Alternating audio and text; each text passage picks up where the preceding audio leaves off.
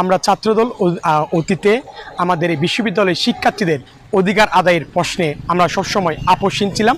আমরা চাই সে আমাদের ধারাবাহিকতা অব্যাহত থাকুক।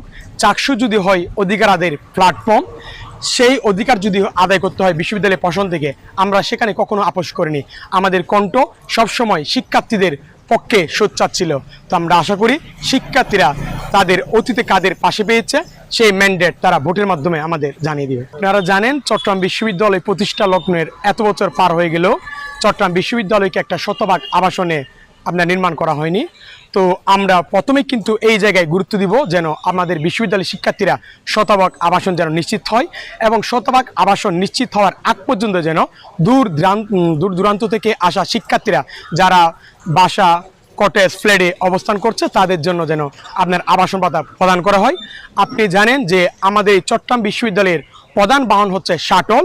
তো আমাদের বিশ্ববিদ্যালয়ের প্রথম বর্ষ থেকে আমরা ডাবল লাইন চালুর জন্য আন্দোলন করে আসছিলাম, কিন্তু আমাদের বিশ্ববিদ্যালয় প্রশাসন সেদিকে কোনো কর্ণপাত করেনি।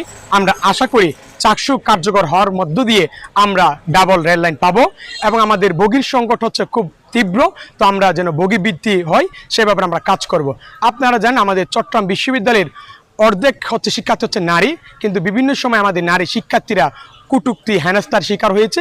অতীতে আমরা তাদের পক্ষে ছিলাম, সোচ্চার ছিলাম এ বিষয়ে। আমরা আগামীতে চাই এই চট্টগ্রাম বিশ্ববিদ্যালয় যেন একটা নারীদের নিরাপদ নারী বান্ধব ক্যাম্পাস গড়ে ওঠে। আমাদের চট্টগ্রাম বিশ্ববিদ্যালয়ের আপনার মেডিকেল সেন্টারকে বলা হয় নাপা সেন্টার। এখানে সকল সমস্যার সমাধান দেওয়া হয় নাপা দিয়ে।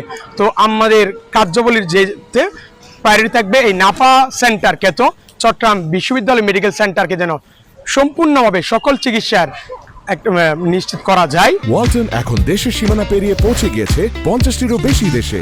ওয়ালটন, ঘরে ঘরে বিশ্বজুড়ে।